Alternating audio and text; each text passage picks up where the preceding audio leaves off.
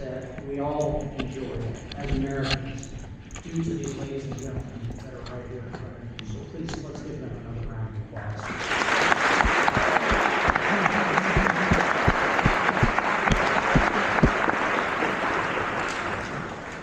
We've heard thank you to our veterans a couple of times here today. And I can tell you in my history, when I was the recipient of those thank yous, it made me uncomfortable. And I wasn't sure why until a couple of years ago. I was preparing for a Veterans Day event, and it struck me that the reason I kind of shied away from that gratitude was because I was the one who was thankful. Everything I value in life, I owe to my decision to join the Navy back in 1979. From my family, to my education, to my career, and my lifelong friends, I can honestly say the path that my life was on before I joined the Navy, I certainly wouldn't be standing here in front of you today, and I may not be standing at all, but the Navy turned everything around for me, and it was just such a privilege to serve this nation. And to do so in a manner that brought pride and respect to my nation and to my family. For the students here, had I failed one more class in high school, I wouldn't have graduated. And you can imagine the surprise, and maybe they thought it was a spam letter my parents got when they learned that I graduated first in my class, learning how to be an aviation anti-submarine warfare operator. So that's just one example of what the Navy did for me. And I stand here today in my working uniform, if you will. I spent 25 years flying with the Navy as an electronic warfare operator, and the work ethic that the Navy instilled in me during my early years allowed me to complete those 37 years and then also pursue a career in the civilian world that allows me each and every day to contribute back to our veteran community. Specifically to our students who are here, as I mentioned, I was an absolutely horrible high school student. I wasn't a bad kid, I just didn't care. I hadn't found myself yet. And after high school, I had no future. My parents wisely weren't going to pay for me to go to college because they had seen what my report cards looked like. And I floundered for a while. As a matter of fact, I worked on the assembly line at the General Motors plant in Norwood. And after 2.5 years, a friend that I had hired in with started talking about 30 years in both watched and scared me to death. I thought, the path that I'm on here, I'm not going to survive. And I had an interest in oceanography, so that's what kind of pointed me to the Navy to begin with. And I share that story for all of our high school students who are here today to say this. Your experience in high school, favorable or unfavorable, doesn't define you. What defines you is your purpose moving forward.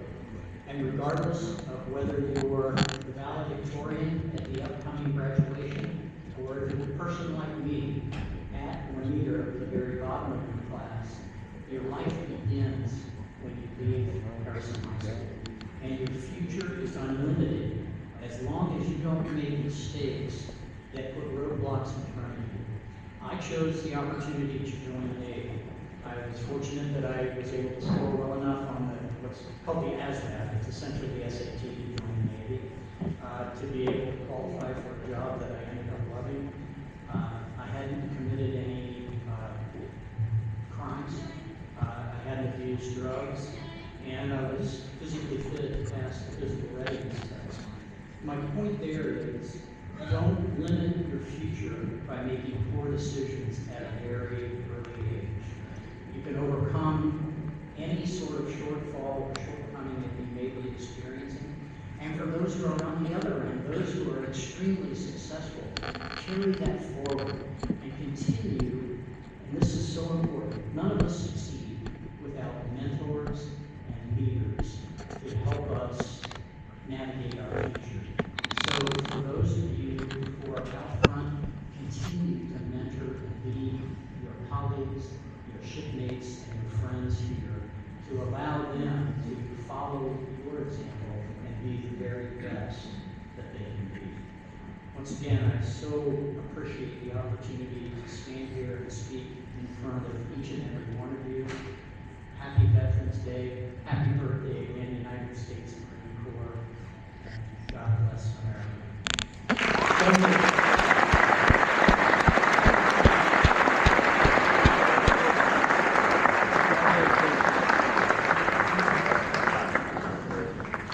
Thank you, Master Chief Wells. We appreciate you joining us this morning and sharing your remarks. Please welcome Junior Jacob Rudolph to the podium for reading of the letter.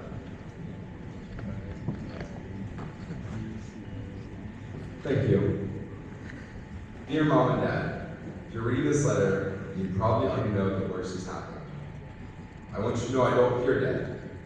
While I wish I could live out the rest of my life happily, I'm proud to live my life living in freedom. No matter what happens, I wouldn't change a thing I never did. I have never been more proud of myself than I am right now. I think I have finally found the key to happiness. Live your life in a way to be more proud of anything you've ever done. No regrets. I hope you don't ever have to read this letter. I understand that you are sad right now. It's only natural. I only hope you can find comfort in the fact that I died for you all, my family, and the country that I love. Don't be angry. I knew the risks and choose to accept them.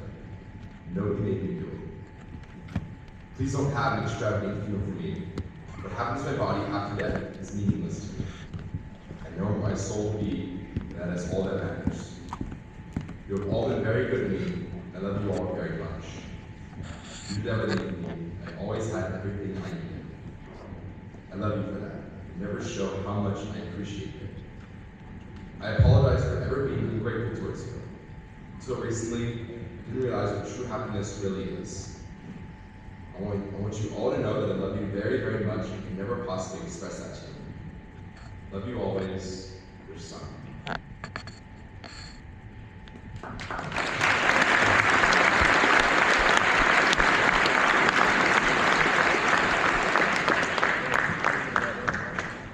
Thank you. Now to lead us in a moment of silence, please welcome freshman Madison Myers. This morning, we proudly stand in the presence of living history. With us are veterans whose service spans decades from World War II to the recent conflicts in Iraq and Afghanistan. Each generation has faced its own challenges, fought its own battles, and made its own sacrifices for the cause of freedom. Let us now observe a moment of silence to remember the brave men and women who have served our country and are no longer with us.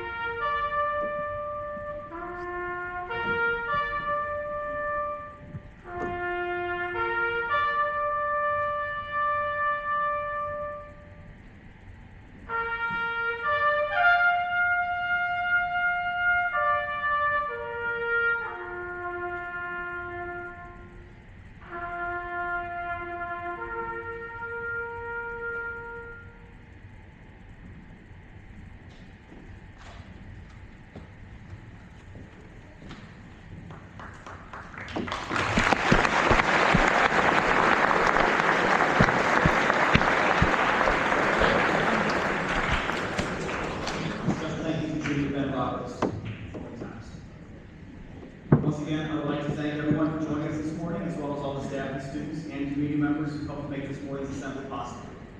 At this time, we'd like to invite our veterans and their families to please make their way to the bistro upstairs for breakfast, followed by the parade around our central campus. I'll ask that you please use the stairways behind you at the south end of the arena. The staff and students, we will exit the arena and return to the first bell using the exits here at the north end of the arena. We will cross West Road to get to the actual main building. Thank you again for joining us this morning, everyone.